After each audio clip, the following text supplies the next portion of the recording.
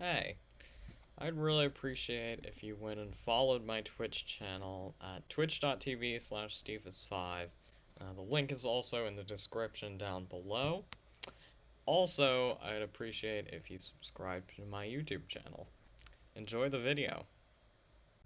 The World Open is a huge event, one of the biggest opens in the chess world, meaning it's open to players of any level. In fact, there are even sections for players under 1100, under 1400.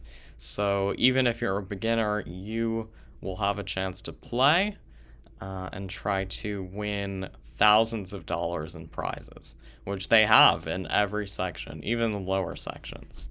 By the way, the overall prize pool is $225,000, and the prizes in the top section are $20,000 for first, $10,000 for second, $5,000 for third, and so on, so on. So really quite big prizes.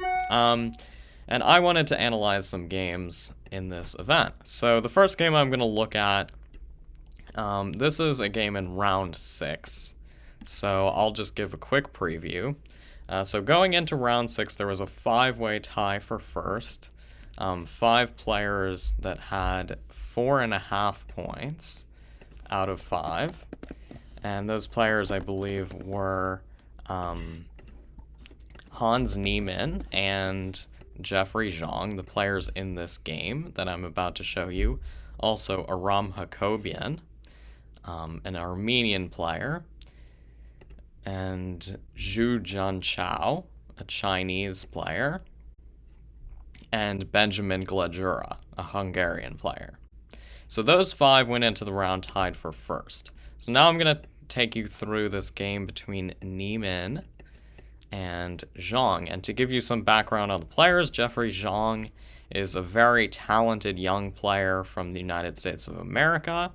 He is rated around 2,700 FIDE, placing him in around the top 30 to 40 players in the world. And Hans Niemann is also a young junior player from the United States of America who recently got his Grandmaster title, and his rating has just shot up. It's clear that for a while he was underrated, and now that he's getting to play, he's proving that. In his past few tournaments, he's gained a lot of rating. Currently, his rating's around 2570. So still, Xiong is the favorite, having the white pieces and a 130 elo advantage. So let's look at the game. So d4, knight f6, c4, e6, g3, bishop, and d5, bishop g2, and this is the Catalan. So the bishop on the long diagonal is very powerful here, targeting the center. So bishop b4, bishop d2, bishop e7, knight f3, castles, castles, c6, just solidifying the center. Queen c2, knight b to d7, rook to d1, just putting the rook in the center. So b6, trying to develop this bishop to b7, bishop f4, knight to e5, just putting the knight in the center.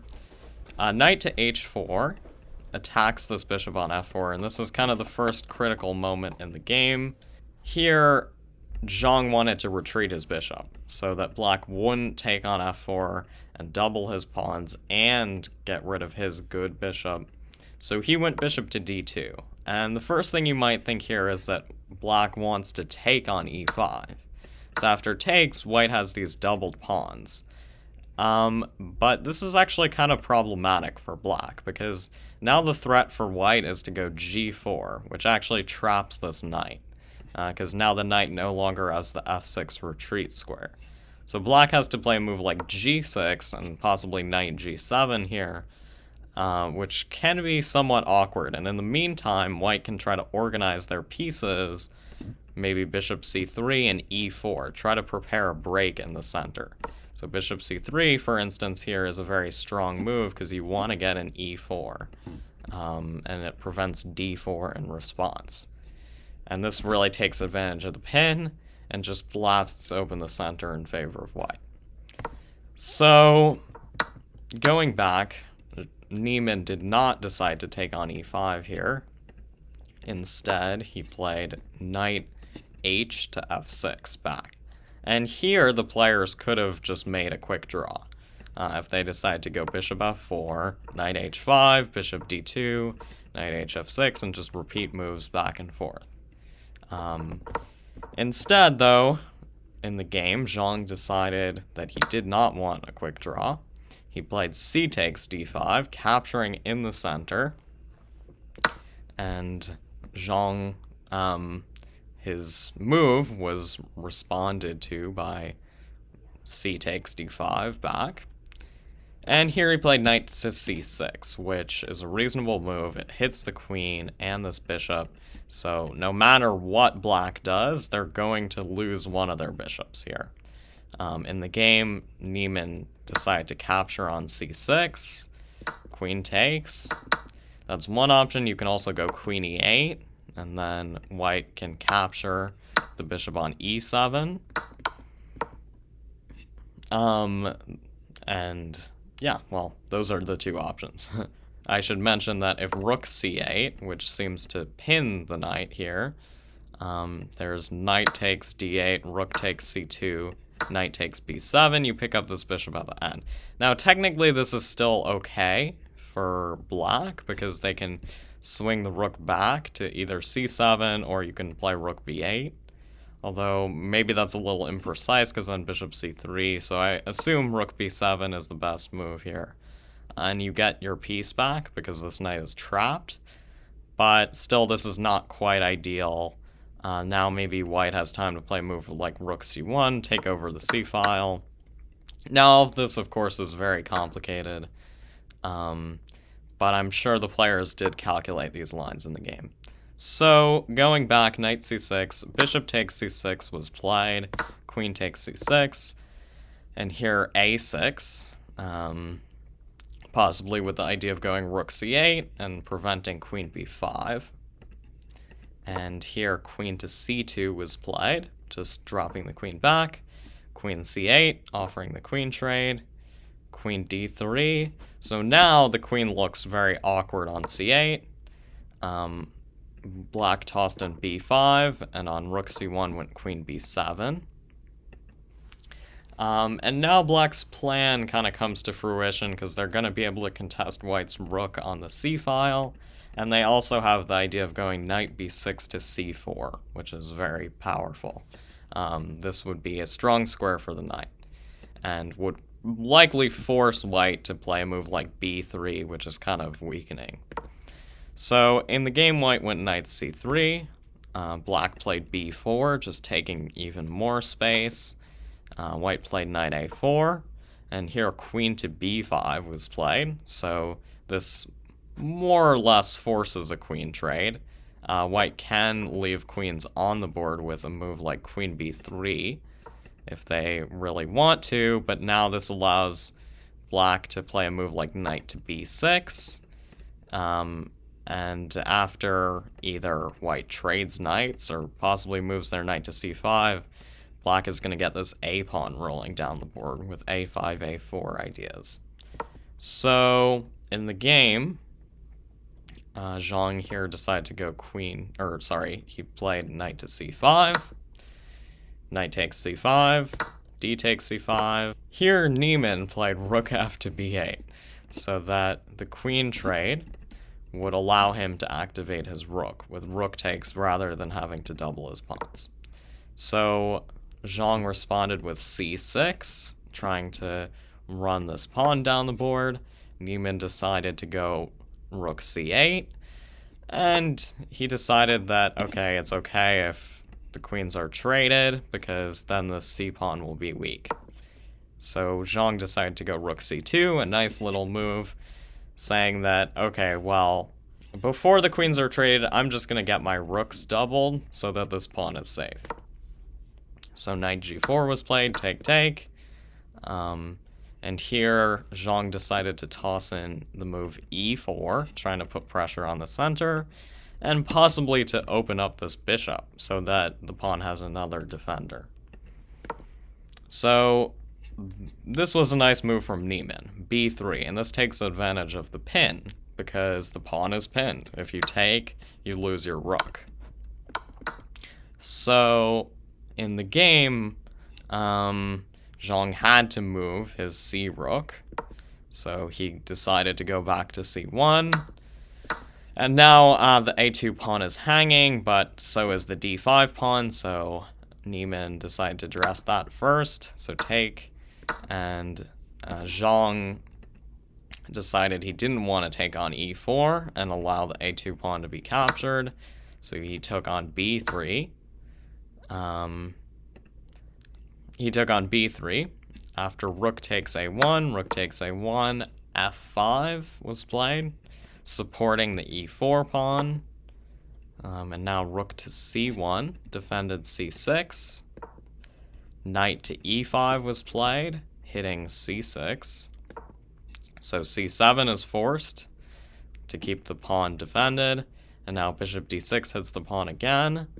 And now bishop a5 defends the pawn. So you can see this game is really all about this one pawn here.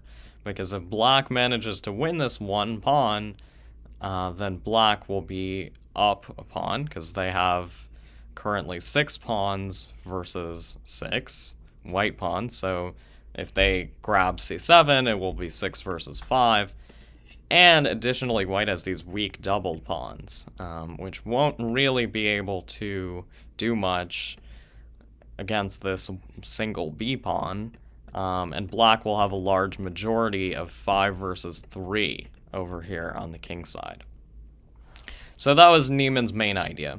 And he played king f7, a nice move, just preparing to bring the king in, simply, and try to pick up the c7 pawn.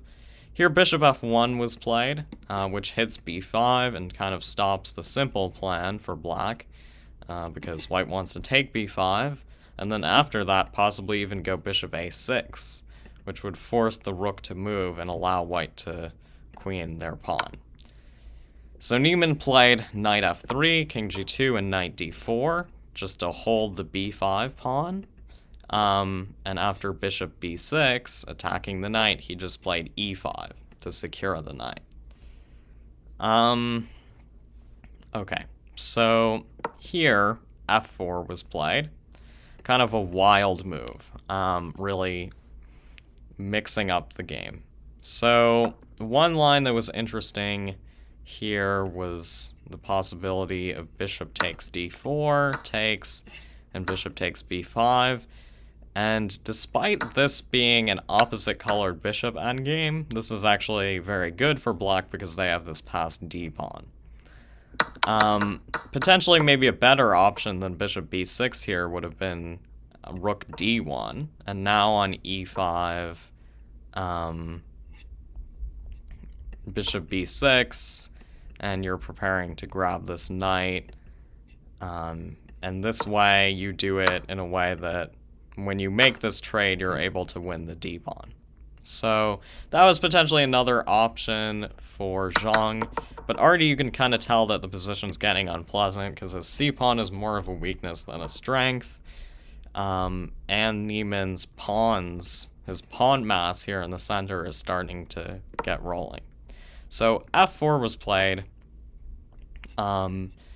So he's trying to loosen up this knight, if possible, force this e-pawn to move so that this knight's no longer defended. So the reasonable move here by Hans is actually, and you can pause the video at this point if you're watching on YouTube, to try to figure out what the best move is. The best move here is actually en passant. E takes f3. Which eliminates the f4 pawn, it wins a pawn. And now white went king f2. And here, so white is kind of saying that they can take on d4, take and take on b5, and try to get into an opposite colored bishop endgame, where unlike the other one, black's pawns are kind of split up. They do have the passed d pawn, but white will be able to win f3, and this single passed pawn won't be enough. So Hans played a smart move here, which was knight to e6. Otherwise, if he plays a move like g5, we might get a position like take, bishop b5, rook c7, take, king f3, and this is just roughly even. Another opportunity maybe would have been to go g4 here to try to really solidify things. But after bishop d7, take, white gets to take on f5, and this should be fine. Black can go h5 to support g4 here, but because it's opposite color bishops, this should still just be a draw. Okay, so that did not happen in the game. Hans played knight e6 to keep pieces on the board and avoid any sort of opposite color bishop endgame.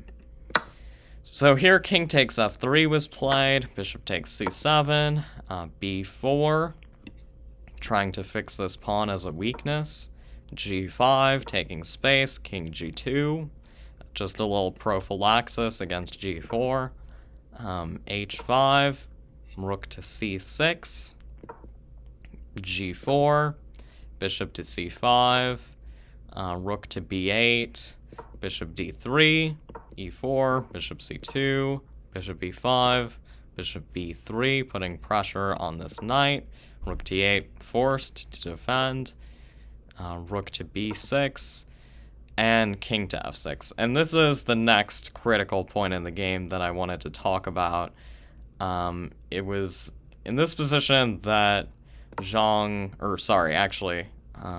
if we go a little forward, bishop e3, h4. I think it was here that Xiong actually made a mistake by playing the move rook takes b5. And you see the engine evaluation show that this is now winning for black. And this is actually a very complicated point in the game. It's not so easy to understand why rook takes b5, grabbing a free pawn, is actually a mistake. But really what white needed to do here is actually just do nothing. And you see the computer gives zeros to moves like bishop a2 or bishop d5, which kind of just shuffle the bishop on this diagonal. These moves don't actually accomplish anything, but the truth is, as long as black is tied down here, there's very little that they can do. And that's kind of the idea. So the problem with rook takes b5 is this idea of going f4 for black. And you see after h3 check, Hans decided to throw in this move first. He then went f4, and now he's starting to make progress because he has this passed e-pawn, which is now going to be much more powerful after potential trades, or now maybe black will be able to play a move like knight g2 and force this bishop out of the way. And also there's just potential to get the g-pawn rolling. A possibility of going rook g8 and g3 and getting the h-pawn down the board. There are a lot of tricky ideas here for black. And the reason that it was important to do nothing is that now you leave the rook creating this pin. Once you play rook takes b5, this pin is no longer on the board. And now, here, for instance, if black goes f4, well, you can just simply take. And black can't take back because their knight is pinned. So takes, bishop takes, and you can't take. Similarly, if h3, king f2, f4, you can simply take with the g-pawn. And this is tempo, and white will be in time to go king g3 and stop any possibilities of black making progress. So, rook takes b5 was played in the game, though, and now after h3, king f2, f4, this nice breakthrough from Hans, take, rook to b7, knight to e6. Here, king to g1 was played, just defending the h-pawn. But you can already see that this is very unpleasant because this h-pawn is under fire. And eventually you're going to try to break white's blockade. This bishop blocks this pawn, so you're eventually probably going to play a move like bishop to d4 and try to get this bishop out of the way. In fact, he played bishop d4 right away here. And so king f2 is forced. If you take, this is just game over because the e-pawn's going to roll down the board. And there's just nothing you can do about it. So he went king f2 in an attempt to maintain the blockade. After takes, the king makes the blockade here, and the king stops the pawn, although this is still very good for black after a move like knight g5, just holding on to the pawn, and eventually you might go for like rook d8 to d3. This king will have to move out of the way eventually. Anyway, Hans, though, did not take on e3. He played a very nice move here, which is g3 check. And this just shows how black's pawns really took a lot of space in this game, and how the pawns can be very powerful, frankly. Here you can't take with the king because you lose your bishop, so you have to take with the pawn, and black gets this past h-pawn, which is only 2 squares away from promotion, and after rook h8, this pawn is just about to become a queen. Xiong tried to muddy the waters a little. He tried to go for a last effort here with bishops to c2, and on h2 there's bishop takes e4, and if queens now you can take, and this is actually fine for white because, well, after takes, black only has a rook and a knight. And even if white loses all of their pawns, rook and knight versus rook is just a technical draw. But what happened in the game was bishop takes e3, king takes e3, and now another really beautiful move. Again, you can't allow bishop takes e4 because that would let Jeffery escape with a draw. By the way, if you notice I'm wearing a different shirt, there were some issues with the recording at the end, so I'm continuing the recording. It's a different day. So here in this position, Niemann played the move knight to g5, which really is a picturesque move because it completely limits this bishop. If white plays bishop takes e4, I mean, for one, black can probably go rook e8 to create a pin, but simply takes, and after takes, h2, and the pawn will promote to a queen. So that's not an option, but there's really no way to get this bishop in to stop the pawn in time. Bishop d1 to f3 is not an option since the f3 squared is covered. Bishop b3 to d5 or bishop a4 to c6 aren't options because the e4 pawn blocks the diagonal. So here, Jeffery Xiong tossed in a spite check, rook b6, Niemann played king e7, and it was in this position that Xiong resigned the game because there's just really nothing that can be done. You can keep giving checks, but black's simply going to bring their king over and hit the rook, and white will have no choice but to sacrifice their rook for the pawn, and give black this position where they just have an extra rook and are completely winning.